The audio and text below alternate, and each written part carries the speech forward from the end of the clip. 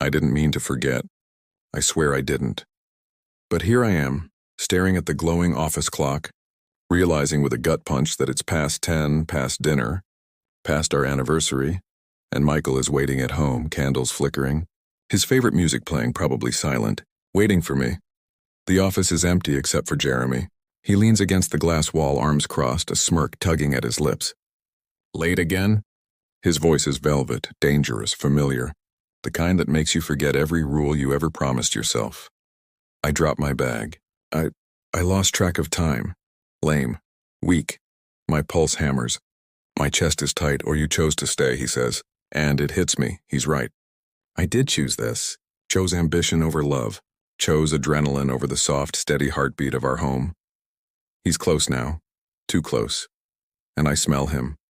Cologne. Expensive. Intoxicating. You're exhausted, he says softly, but there's a challenge there, a dare. My brain screams retreat, but my body refuses to move. Then my phone buzzes. Michael's name on the screen. I glance at it and feel my stomach drop. He's texting, I'll wait. Don't be long, Jeremy notices. His smirk widens. He doesn't know, does he? There it is. The first wedge of guilt. And yet I hesitate. A part of me wants to see how far this tension can go. We're reviewing a file together, but every glance, every accidental touch feels electric. I push him away, mentally, physically, but the draw is magnetic. Then he leans in over my shoulder, voice low. You shouldn't be thinking about him right now. My chest tightens. I can't just ignore him. He laughs, a soft, knowing sound. You already are. Then the unexpected, a knock at the office door. The cleaning crew. I scramble for my bag, embarrassed, heart racing. Jeremy catches my hand as I turn. Not a grip to hold, not exactly. Something more, testing me, pushing the boundary. I yank it away and step back. But it's too late. The air between us is charged, unspoken, dangerous. I grab my coat. My pulse races. I should go. He lets me leave, but that smirk lingers, and I feel it in my veins as I drive. Candles. Music. Michael waiting.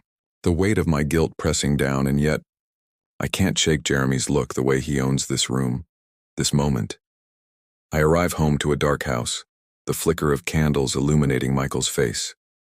Relief, panic, desire, guilt, all of it surges at once. He's calm, still seated at the table. You came, he says. Not accusatory, just hurt. And just like that, the night pivots. I'm caught between two men, between right and wrong, and the first crack in my moral armor is already forming. Michael's silence is heavier than words. I pour wine, hands shaking. He doesn't touch it, doesn't look at me, just stares, and my chest tightens. Jeremy calls. I hesitate, then answer. Still at work? His voice is playful, teasing, but there's an edge, a danger. I thought you'd be home by now. You know your anniversary. The guilt twists inside me. I try to hang up, but he laughs, soft, insistent. Don't go. I don't. I sit on the edge of the couch, wine in hand, feeling Michael's eyes burn into me. Tell me why you're really late, he says finally, voice low. I lie. Half-truth spill. Work. Files. Late meeting. Everything but him, he knows. Of course he knows. I see it in his eyes. He wants to hurt me, but he's trying not to. Then a text. Jeremy. I'll wait for you tomorrow. Don't disappoint. My stomach knots. A dangerous thrill pulses through me. I delete it, trying to hide it, but Michael sees my hesitation. You're hiding something. I'm tired, I murmur. Weak. Pathetic.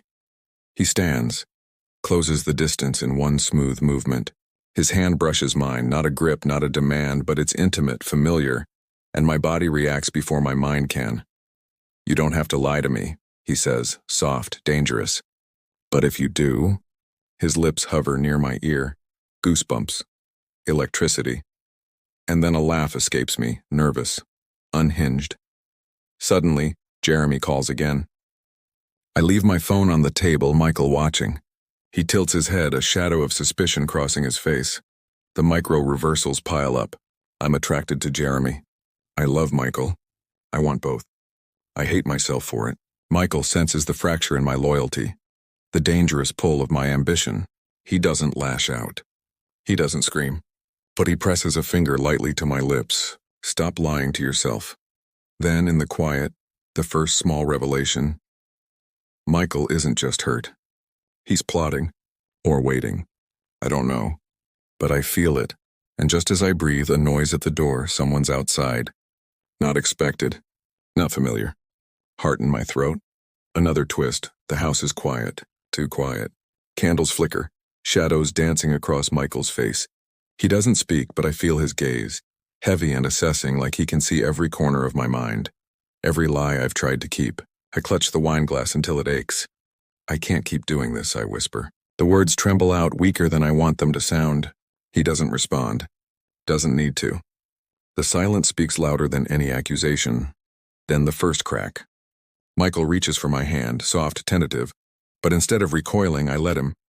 My fingers thread through his and the warmth seeps into me, spreading in dangerous, delicious waves. Guilt claws at my chest, but so does desire. I'm addicted to this tension, to the moral tightrope we're walking. I hear my phone vibrate. Jeremy, I glance at it. I can't stop thinking about you. My pulse spikes. Panic, thrill, shame. I drop the phone, pretending I didn't see it. But Michael notices. You're lying again, he says, voice low, calm, but sharp enough to cut glass. I'm not. You are. The accusation stings, but there's no anger in him yet. Just truth, brutal and heavy. And for the first time I see it, his vulnerability. His heartbreak. He isn't just hurt. He's afraid. Afraid of losing me. Afraid of me choosing someone else, or worse, choosing ambition over us. The confession slips out before I can stop it. I don't know what I want, I admit. The words feel like fire in my mouth. I don't know. I can't. He squeezes my hand, firm now, anchoring me.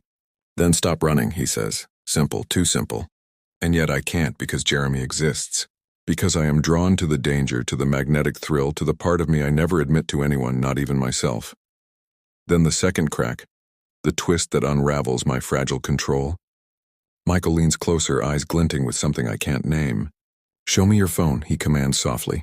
Panic, heat, betrayal. I hesitate. No. Now. The word is quiet, but it carries the weight of inevitability. I hand it over. Jeremy's message is there, unread but visible. Michael reads it, expression neutral, controlled. But the silence stretches, suffocating. Do you love him? His voice is almost a whisper, but it pierces me. I don't know. I can't even lie convincingly. My body betrays me, trembling, aching. He sets the phone down, hands still holding mine. You're breaking us, he says, but the tone isn't anger. It's grief. And it rips something open in me. Then the third crack, the irreversible choice. He leans in, lips brushing mine, not a kiss, not yet. A test, a challenge. My instincts scream to pull away, to flee to Jeremy, to escape the weight of this moral collapse, but I don't. I let him, and in that moment the line between love, guilt, and desire blurs so completely I can't tell where one ends and the other begins. My phone buzzes again. Jeremy. I glance at it. A small part of me wants to answer. A part of me wants to disappear into the magnetic pull of danger. Another part of me is rooted here in this small candlelit living room, gripping Michael's hand like my life depends on it. The decision is made in a heartbeat, in the shiver that runs through me, in the heat of his breath against my skin. I crush the wine glass in my hand, sharp crystal cutting through my palm, red spilling onto the carpet. Michael freezes, startled, but I don't stop. The pain grounds me. The chaos clears my mind. I can't have both, I whisper, voice tight, raw. I have to choose. His eyes soften, but the shadows in them deepen. Then choose, he says, voice breaking just slightly. Choose before you destroy everything. And I do. I drop the phone, step closer to him, press my forehead against his chest, feeling the steady beat of his heart beneath my lips. Desire, guilt, relief, fear all collide. I realize in that instant that I can't go back. I've crossed a line. I've broken the fragile balance I had, and there's no repair, no undoing. Then, the final twist in this part. The gut punch. A knock at the door. Late. Unexpected. My heart stops. I glance toward the peephole. Jeremy, standing there, his coat soaked from the drizzle outside, eyes blazing with hunger and betrayal. Michael stiffens. I freeze. Time slows. The two worlds collide, my ambition, my danger, my forbidden thrill, and the steady, aching love of the man I promised my life to. Jeremy speaks first, voice low. Dangerous. I know you're in there. Michael steps forward, shielding me, jaw tight, eyes sharp. Not tonight. And in that instant I understand. Nothing will ever be the same. Choices made, lines crossed, walls shattered, and I am standing at the edge looking down into a darkness where every decision could burn everything I love, or everything I desire.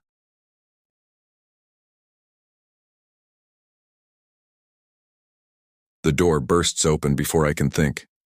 Jeremy storms in, dripping wet, eyes blazing like a storm, and I realize there is no turning back. Michael moves in front of me instinctively, protective, rigid, and the air between the three of us is electric, suffocating. "You," Jeremy hisses, voice low and dangerous. "You were lying. You've been lying." His gaze flickers between us, accusatory, betrayed. I feel the weight of every secret I've held, every impulse I've ignored, crushing me. Michael doesn't say anything. He just stands there, arms crossed, and that silence is worse than any accusation. My heart pounds, threatening to crack my chest open. It's not... My voice catches. Useless. "It's exactly what I thought." Jeremy interrupts, stepping closer, and I feel the pull again. Irresistible, magnetic, dangerous. My body betrays me despite my will. Michael notices. His jaw tightens. His hands twitch. He doesn't strike, but the tension is palpable. Then the first reversal of the night. Michael speaks. Calm, low, deadly calm. "If you touch her, you'll regret it." Jeremy freezes, and for a moment the power shifts. I feel it in my bones. The pull between them, the triangle of desire, loyalty, and betrayal. I realize the second micro-reversal. I am no longer a bystander. My choices, my attraction, my moral collapse have put me at the center. They are both dangerous, magnetic, unyielding, and I can't decide which I fear or want more. Jeremy's smirk fades, replaced by something darker. "So this is the man who's keeping you safe? Or is he just the one you feel guilty for?" His voice cuts deep. I flinch. It's the first time I realize Michael isn't just hurt. He's terrified, not of me, but of losing me to Jeremy, losing the illusion of control. I step back, hands shaking, trying to process. I didn't mean, you never do." Jeremy spits, frustration mingling with desire. Every time it's excuses, lies, half-truths. Then Michael moves forward, eyes blazing, voice sharp. Enough. And the second reversal hits. Jeremy doesn't back down. He steps toward me anyway, and I see the raw intensity in his eyes. Not just desire, but need. My pulse races. I want him. I fear him. I hate myself for feeling both. "Don't," Michael warns, voice low and dangerous. I mean it. I feel the shift, the emotional whiplash that has defined this night. One moment I am drawn to Jeremy, craving the thrill, the forbidden. The next, I am anchored by Michael, by love, by the steady weight of what we've shared. Then it happens. The third, irreversible twist. Jeremy lunges almost impulsively, and I scream, pushing him back. In that instant, the tension explodes. Michael's hand grips my wrist, holding me close, his other arm shielding me from Jeremy. All three of us tremble, heartbeats thundering in sync with the storm outside. I feel tears prick my eyes. Rage, desire, guilt, all collide. I realize the truth I've been hiding from myself. I am destroying everything I touch, and they are both broken by it. Michael, with his quiet, searing grief. Jeremy, with his violent, desperate need. I collapse into Michael's arms, not out of surrender, but for clarity. I can't choose, I admit, voice trembling. I want both. I need both, but I'm ruining you both. He presses his forehead to mine, eyes dark with fury and heartbreak. Then stop. One word, simple, impossibly heavy. Stop before it's too late. Jeremy's hand hovers trembling near mine. His eyes blaze with betrayal and lust. She's mine, he says, almost whispering, and I feel the moral and emotional whiplash tear through me. Then the final revelation hits, the one I can't ignore. Michael doesn't just want me, He's been testing me. Every accusation, every quiet gaze, every subtle touch has been a way to gauge my loyalty, to see whether I would crumble under temptation or rise. I realize that I've been manipulated, loved, and challenged all at once. And Jeremy isn't just dangerous. He's a mirror. A reflection of every temptation, every moral failing I've tried to bury. He's the chaos I've invited in, and now it stands in the living room soaked and furious. I stumble backward, hand on my forehead, trying to breathe. I need to think. No, Michael says, voice quiet but unyielding. You need to decide. I look at Jeremy, the fire, the danger, the pulse of something irresistible, and then at Michael, the steady, aching, heartbreak-laced love that has held me together all these years. My mind spins, my body trembles, and I realize there is no safe choice anymore. Then, the last micro-reversal of this part. Jeremy steps back, voice low and dangerous. Make the wrong choice, he says, and you'll regret it forever. Michael's hand tightens on mine. Choose me, he whispers. And I understand. The fall is complete. I've burned bridges, tested loyalty, danced with danger, and now I stand on the edge, staring into the chasm of desire, guilt, love, and betrayal. Whatever choice I make, nothing will ever be the same. The storm outside mirrors the one inside me. Each lightning strike a reflection of the chaos I've unleashed. And as I take a shaky breath, the weight of irreversible consequences presses down, heavy and suffocating. I know one thing for certain. Tonight something inside me dies. Something else awakens. And there is no turning back from the truth I've finally seen. About them. About me. About what it really means to love, betray, and survive. I close my eyes and let the storm crash around me. Rain lashes against the windows, mirroring the chaos inside my chest. Jeremy is gone, slipped out like a shadow. But the weight of him lingers. An ache. A temptation I can't deny. Michael stands near the doorway, dripping wet, silent. The house smells of rain, candle wax, and something heavier. Truth. I need to know, he says finally, voice low, tense. After everything, do you choose me? The words hang in the air like a blade. I open my eyes, searching his face, so achingly familiar, so sharp with grief and longing, and I feel the pull of the moral tightrope we've walked all night.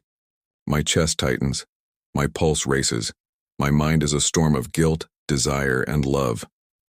I start, but the hesitation is dangerous. I think of Jeremy, his stormy eyes, the reckless heat of every moment we shared, and I realize I don't just choose Michael because it's safe. I choose him because I love him, despite everything I've done. Despite the lies, the temptation, the chaos. Michael's hand brushes my cheek. Tender. Hesitant. Say it. I choose you. I whisper, tears blurring my vision. Relief? Yes. But so much else. Fear, remorse, desire, and something terrifyingly fragile. Hope. His lips find mine, slow, deliberate, forgiving, yet fierce. And in that kiss, the last remnants of the night's tension crack, spilling into something raw, honest, unshakable. I feel the electricity between us. The danger has passed, but the bond remains stronger for the storm. But then, twist one, subtle, shattering, the sound of my phone buzzing. Jeremy. Again. My stomach knots. I glance at the screen. I know where you are. Be careful. Fear spikes, sharp and instant. Michael notices. He's not gone. He murmurs, jaw tight.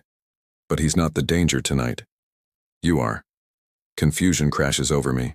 I stare at him. What do you mean? He steps closer, voice low, intense. I let him in tonight because I needed to see who you would choose. I needed to test the cracks to see if we were strong enough to survive this. And we are. But the real truth, the one you can't see yet, is that this was never about him.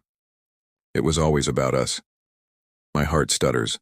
I want to protest, but the words have already sunk deep, reshaping everything. Michael isn't just reacting, he's orchestrating, guiding, protecting. And in that revelation, I feel both awe and shame. Then the second twist, the hidden truth beneath the truth, hits me like lightning. Michael reaches into his coat and pulls out my phone. My texts, my deleted messages, everything I thought I had hidden. He shows me. Not in anger, not in malice, but with a controlled, almost reverent clarity. "I've known about Jeremy for weeks," he says, "and I knew you'd falter. I let you because I needed to see if this, us, was worth it. If you were worth it. And now, after tonight, I know." The revelation reframes everything. The fear, the guilt, the betrayal. They weren't just tests of loyalty. They were part of the invisible architecture of our love. He wasn't simply hurt.